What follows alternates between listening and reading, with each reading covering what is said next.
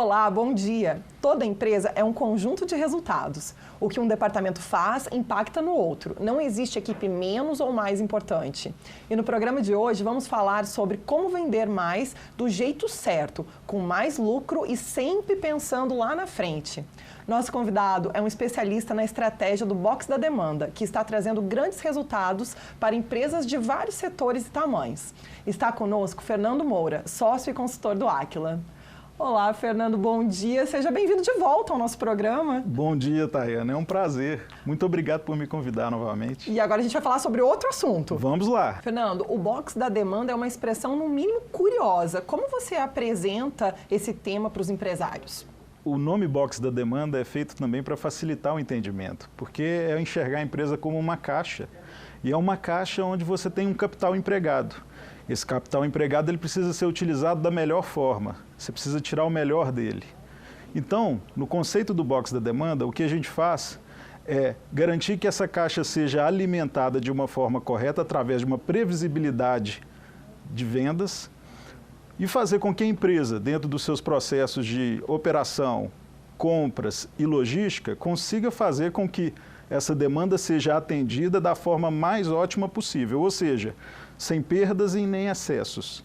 Com isso, o retorno sobre o capital empregado ele é o maior possível. Então, aqui dentro da caixa, a gente tem o que a empresa está executando, é isso? Exato. Os 4 processos essenciais que representam a caixa são marketing e vendas, as operações, compras e suprimentos e logística.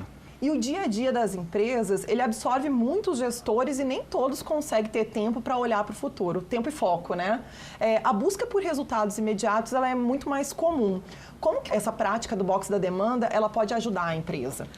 O segredo está na organização da abordagem, porque o Box permite uma visão estruturada, onde a gente separa uma visão de longo e médio prazo de uma visão de curto prazo. Então, o gestor ele vai ter o foco correto no momento oportuno.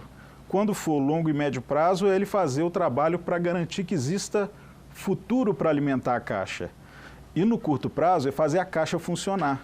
Então, o S&OP, que é o planejamento de vendas e operações, que a gente vai falar um pouquinho mais no segundo bloco, ele está dentro do Box da Demanda? Isso mesmo. O Box da Demanda é uma visão mais ampla, que enxerga também o longo prazo. O S&OP faz com que o curto prazo funcione bem na empresa. E, Fernando, o Box da Demanda, ele é um exercício que deve ser feito quantas vezes ao longo da existência de um negócio? Ele precisa de uma equipe só para ele, para fazer esse exercício? Como que isso funciona? Ele é constante, Tayana. A empresa ela precisa estar frequentemente olhando a perspectiva do negócio no longo prazo e no curto prazo. Quando a gente fala do longo prazo, a gente está olhando marketing estratégico, a gente está procurando identificar mercado para que a empresa continue com as oportunidades de vendas realizadas. No momento em que esse mercado é identificado e ele é traduzido em uma demanda, a gente tem a visão de curto prazo. E aí é que funciona a operação da empresa. No caso específico, a equipe que se envolve nisso são todas as áreas da empresa que estão nesses processos essenciais que eu falei antes. Então, a equipe comercial, a equipe de compras, que trabalha com suprimentos, as equipes de operações, e também a equipe de logística, elas precisam estar envolvidas, mas de forma separada. Um momento para olhar o longo prazo, outro momento para olhar o curto prazo. São abordagens diferentes, mas todos envolvidos. E uma figura essencial da empresa que precisa participar, até porque tudo isso só faz sentido se tiver resultado financeiro, é a área financeira da empresa. Então, todo mundo trabalhando junto. Envolve a todos. E o planejamento, ele é essencial para qualquer empresa de qualquer setor. Mas antes dele, é preciso saber o que vem pela frente, usando ferramentas de marketing e de vendas. Eu sei que você também usa inteligência artificial nesse processo de Box da Demanda, que tem a atuação dos cientistas de dados do Aquila. Como que isso funciona na prática? O Box da Demanda, ele por princípio, ele é originado da demanda. Você tem que ter previsibilidade.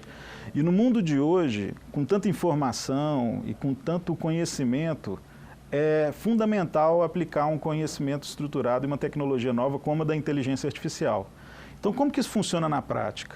A gente tem no Aquila nossos cientistas de dados, Essa aí é uma profissão que surgiu aí por conta de toda essa tecnologia, mas que tem um papel fundamental em ajudar a organizar uma quantidade absurda de informações que o ser humano não consegue processar.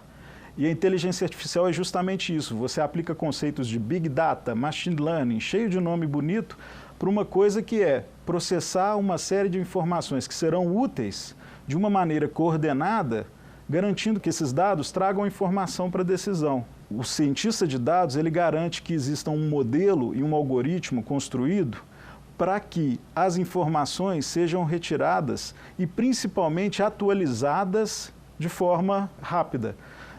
Existe um conceito na inteligência artificial que é o Machine Learning. Esse Machine Learning significa que é possível, alimentando um processador com dados, você aprender cada vez mais com a realização das coisas. Dou um exemplo. A gente pode aprender sobre um mercado se a gente colocar algumas variáveis alimentadas frequentemente de acordo com a realização disso. O que a gente vai ter no final das contas? Uma máquina processando de uma forma lógica informações que fazem sentido para desenhar um determinado cenário. E com isso eu consigo ter uma demanda mais assertiva. Então a previsibilidade hoje, ela depende muito de ferramentas como essas. Então, essa máquina ela vai aprendendo como se fossem as tendências, como que o mercado está se comportando, é isso? Isso, eu vou alimentando com informações como essa. Como está o PIB? Como está a demanda de um determinado segmento? Como está, por exemplo, para algum negócio que depende da saúde, como estão os indicadores da saúde de determinado país? E isso tem uma correlação forte com o trabalho que a gente faz também no setor público. Então, a inteligência artificial é uma ferramenta muito poderosa para trabalhar previsibilidade. E existe margem para subjetividade nesse cenário futuro? Quem não aplica esse tipo de conhecimento e de tecnologia trabalha basicamente na subjetividade. Então, a nossa orientação, inclusive, é fuja da subjetividade. Mas tem muita empresa ainda trabalhando na subjetividade. Ainda sim, porque ainda não conhece essa tecnologia. Embora ela já seja aplicada há algum tempo, é ainda um mistério que eu convido, inclusive, as empresas que não têm esse conhecimento, que busquem. Nós temos aqui plenas condições de ajudá-los. E o risco de quem trabalha com previsibilidade de maneira tão subjetiva é ela apostar num caminho que depois não vai ter volta, porque o mercado reage muito rápido. Então precisa ser muito assertivo. Então que risco esses empreendedores eles estão correndo? Fazer apostas que não vão se concretizar.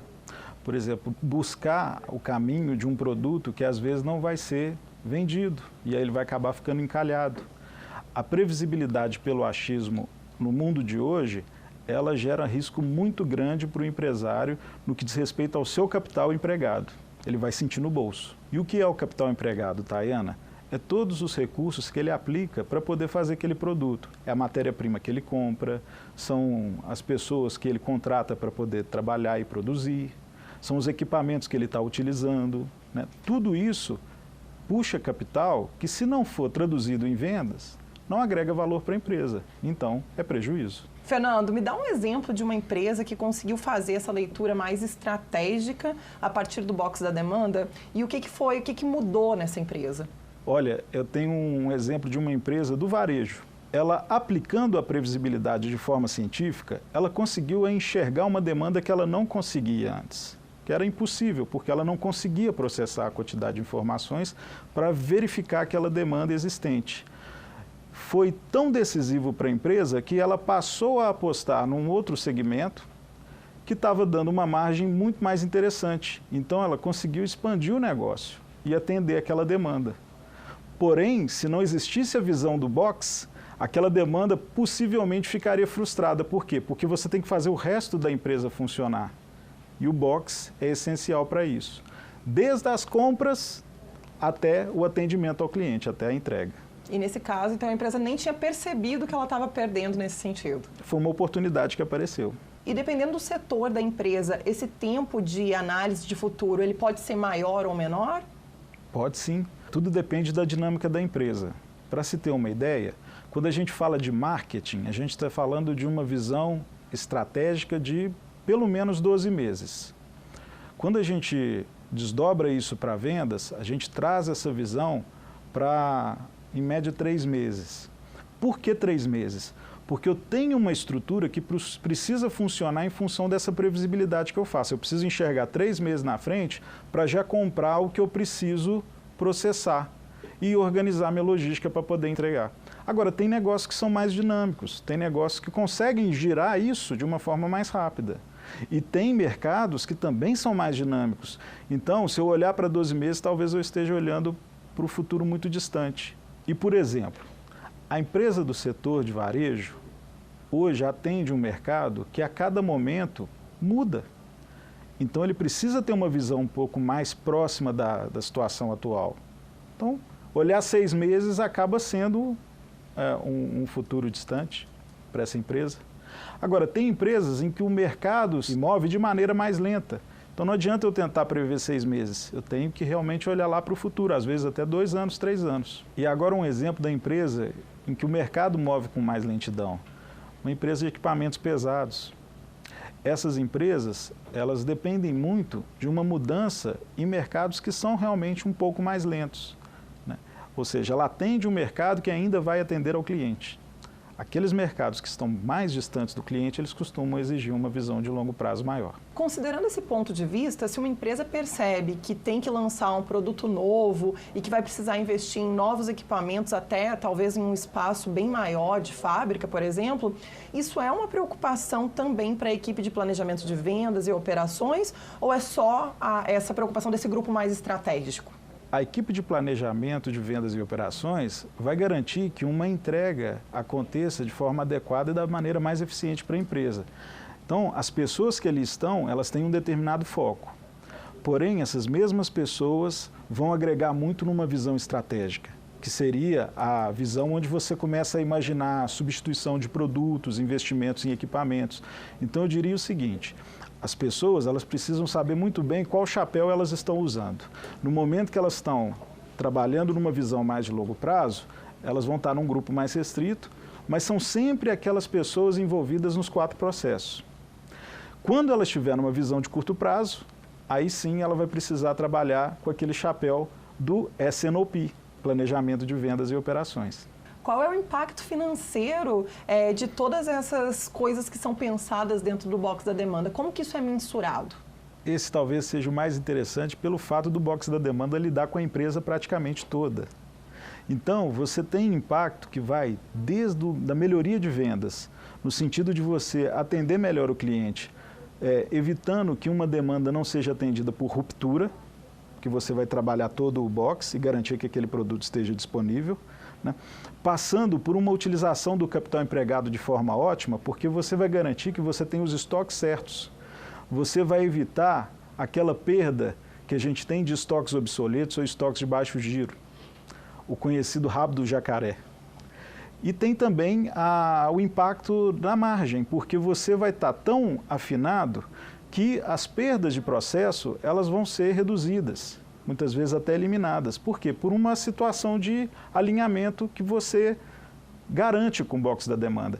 Então, o impacto em resultado ele vai desde o aumento de vendas até melhoria de margem, utilizando o capital empregado da melhor forma, ou seja, impacto direto no caixa. Eu ia dizer isso, exatamente. Até porque se você está trabalhando no estoque, você está trabalhando no caixa também, né? É isso mesmo. Fernando, e para não restar dúvida sobre a importância de se olhar para o futuro, toda empresa, por mais competente que seja hoje, pode ser surpreendida por uma demanda nova e nem se dá conta e às vezes até não tem nem tempo para reagir?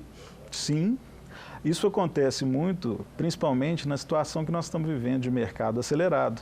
E a gente viveu isso forçosamente com a pandemia.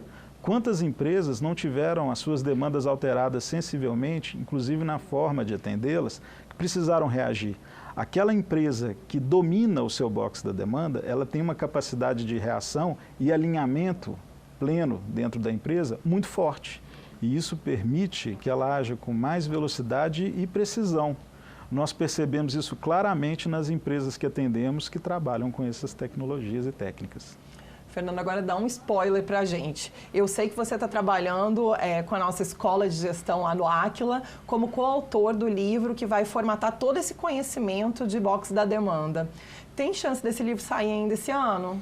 Olha, Tayana, eu tenho a honra, na verdade, de participar desse grupo de trabalho ali, orientado pelo nosso grande líder Raimundo, para registrar um conhecimento que, na verdade, é um conhecimento aí de mais de década da nossa equipe.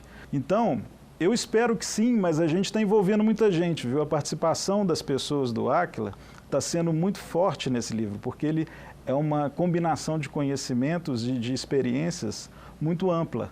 Então, estamos lutando para isso. Não, então fica aqui o desafio, tá? Eu tenho certeza que os nossos telespectadores já estão esperando por esse livro. Fica o desafio de lançar até o final desse ano. Perfeitamente. Desafio aceito. Então tá bom. Então muito obrigada, Moura, pela nossa entrevista. Muito obrigada por essa troca de conhecimento. Que bom receber você aqui de novo e até uma próxima. É um grande prazer. Fico muito feliz e estou sempre à disposição. Obrigada. No próximo bloco vamos falar sobre o S&OP, que é a sigla para identificar o planejamento de vendas e operações. Vamos receber o sócio e consultor do Aquila, Vladimir Castro. Rapidinho, já voltamos. Até já. O Aquila é uma empresa internacional de origem brasileira especializada em gestão por resultados. Temos 450 profissionais com atuação em consultoria, treinamento e tecnologia de gestão. A gestão é fundamental para o sucesso de uma organização e acreditamos que todos os ativos podem ser mais produtivos. Nosso espírito de servir nos faz assumir como prioridade os interesses das marcas que nos confiam seus recursos. Nosso time de sócios e consultores gostam do que fazem e se dedicam sem cessar à busca da excelência.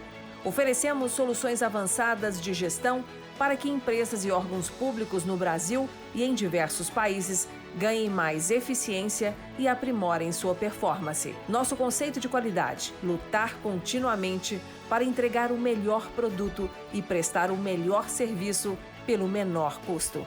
Transforme sua visão de futuro em resultados. No programa de hoje, já falamos sobre como aumentar as vendas e o sucesso do seu negócio analisando tendências de mercado. E agora vamos entender por que é preciso que vários departamentos trabalhem juntos, alinhados, para que a venda seja o melhor possível, considerando os interesses do consumidor e a necessidade de lucro da empresa. O mercado usa uma sigla para isso, que é S&OP, que em português significa Planejamento de Vendas e Operações. Nosso convidado vive mergulhado em projetos dessa natureza. Estamos recebendo o sócio e consultor do Aquila, Vladimir Castro, que também está trabalhando no desenvolvimento de um livro sobre o box da demanda. Olá, Vladimir, bom dia. Seja muito bem-vindo ao nosso programa. Bom dia, eu agradeço a oportunidade de estar aqui com você, podendo compartilhar as experiências, que nós estamos tendo na implementação do S&OP nas empresas e principalmente observando os grandes resultados que possam ser gerados. Vladimir, vamos começar perguntando quantos departamentos são envolvidos nesse planejamento de vendas e operações? Tayana, na indústria, normalmente estão envolvidos a área comercial, a área industrial, o planejamento e controle da produção, que nós chamamos de PCP, a área de logística, e a área financeira, que é uma área muito importante para garantir o controle do caixa.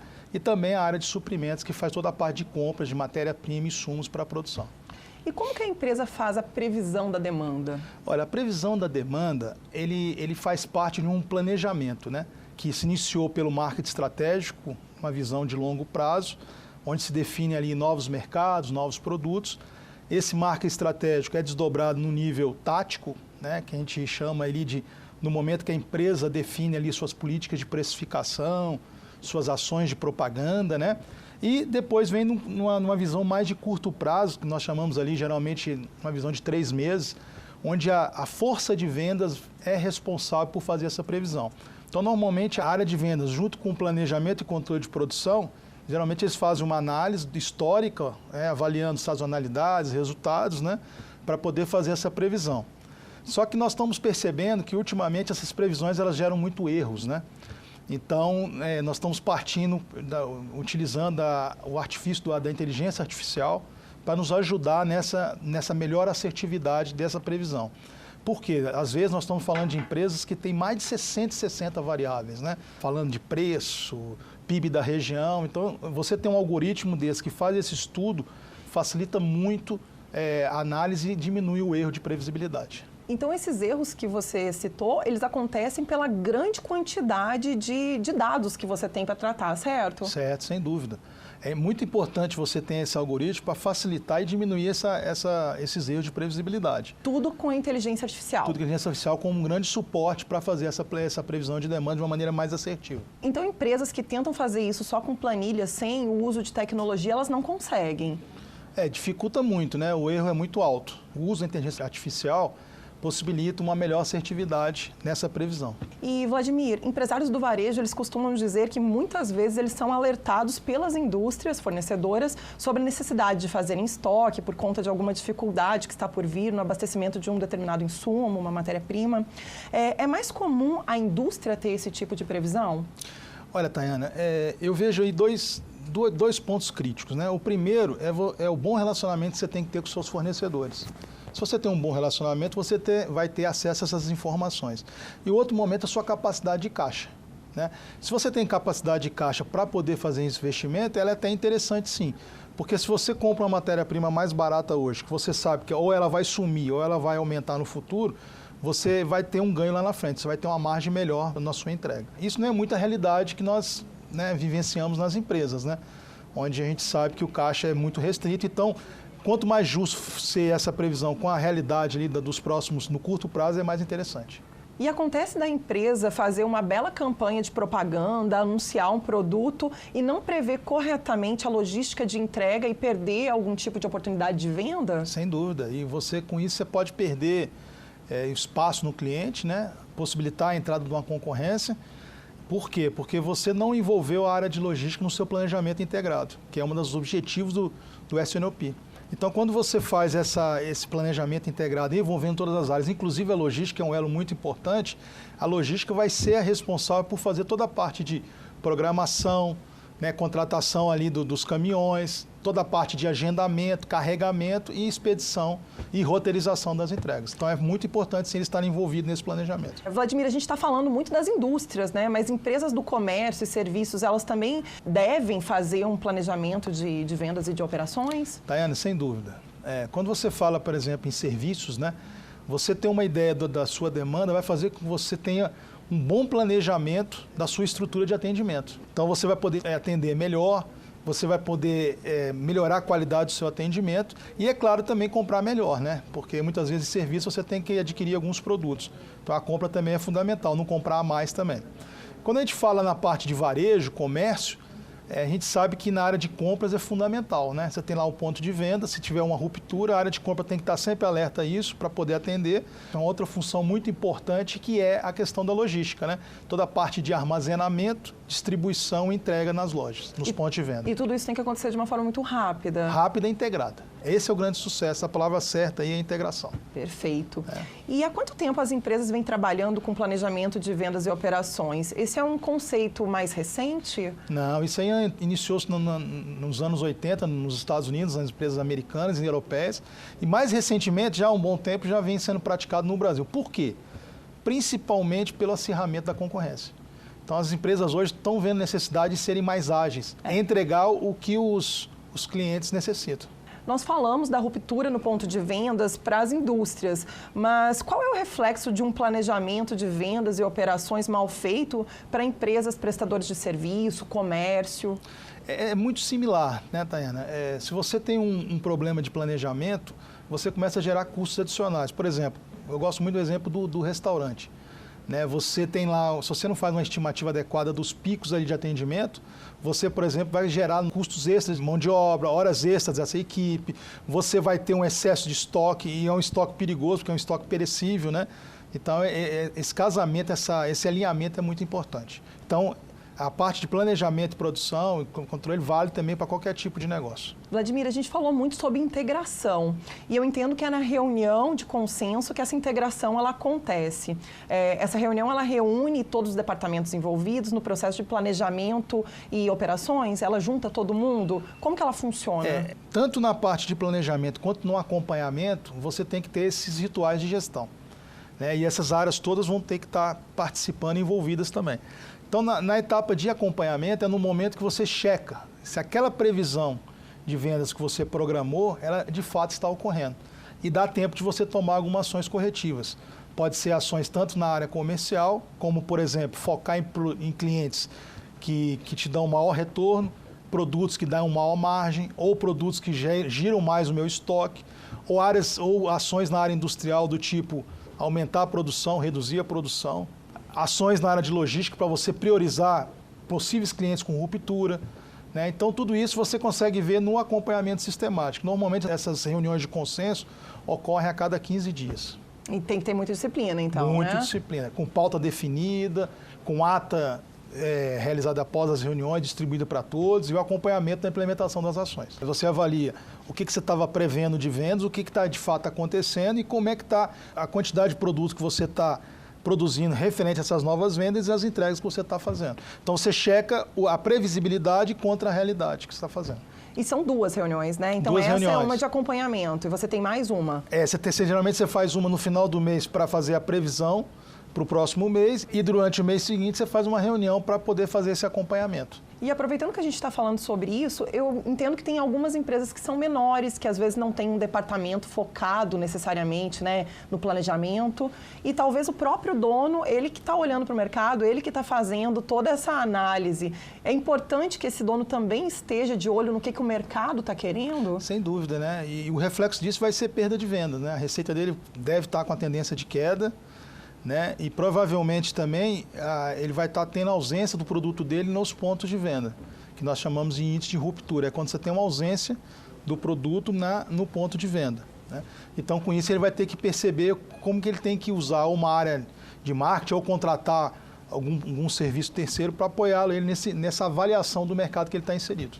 E, Vladimir, qual é o impacto financeiro do planejamento de vendas e operações? Olha, Tayana, nós tivemos um estudo que a cada redução do erro de previsibilidade, né, reduzir em 6 pontos percentuais a redução do erro de previsibilidade, isso gera um incremento no EBITDA ou no lucro operacional, na capacidade de geração de caixa operacional da empresa, em torno de 0,5%. Ele tem um impacto muito interessante, você melhorar essa previsibilidade, né, e além disso você tem ganhos econômicos, né, você vai ter um incremento, a gente está vendo aí, incremento na ordem de 10% no aumento da receita, redução no custo de produção na ordem de 5%, porque você vai produzir um produto que vai ficar mais tempo no meu processo produtivo, evitando paradas, perdas, né? E também a redução do custo da matéria-prima, porque você planejando direito, você vai poder comprar materiais no momento certo e evitando aquelas compras emergenciais de última hora. E pelo que eu entendi também, são todas as áreas, né? Então, você vai errar menos, né? Então, você vai gastar menos, provavelmente deixar de gastar algumas coisas, você vai ganhar mais, porque você vai mais assertivo Isso também aí. no cliente, né? Isso aí. É todo o processo. Toda a integração. Toda a cadeia. Toda a cadeia. Toda a cadeia. A gente costuma dizer que o SNOP é um maestro, né? É o maestro da efetividade da previsão de demanda. E para não restar nenhuma dúvida, então, se a empresa ela utiliza essas técnicas, ela consegue ficar mais competitiva, mais forte no mercado? O objetivo do SNOP é garantir que você entrega aquilo que o meu cliente está precisando. Então, com isso, você vai conseguir produzir e entregar produtos que ele está querendo. Então, com isso, você vai evitar que naqueles pontos de venda você tenha a entrada de novos concorrentes. E com isso, você vai aumentar a sua receita. Você vai vender o que ele está precisando e vai entregar o que ele está precisando também. Então, com isso, a sua margem de lucro vai crescer, porque sua receita vai aumentar.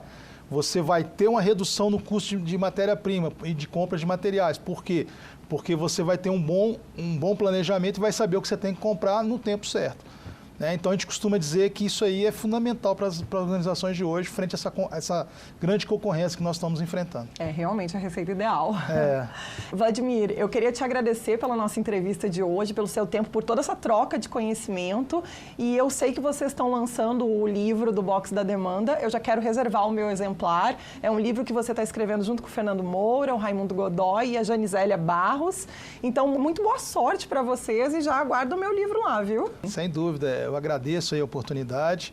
Estamos trabalhando para a entrega desse livro ainda esse ano e espero que ele seja um livro importante e útil para as empresas brasileiras. Eu não tenho dúvida. Assim como as outras obras do Aquila, né, eu acredito que ela esteja muito prática, cheia de dica, então ela vai ser muito útil, não é? É isso aí. Obrigado. Eu que agradeço. Ficamos por aqui. Para rever ou compartilhar nosso programa, é só acessar o YouTube da TV Band Minas ou do Aquila.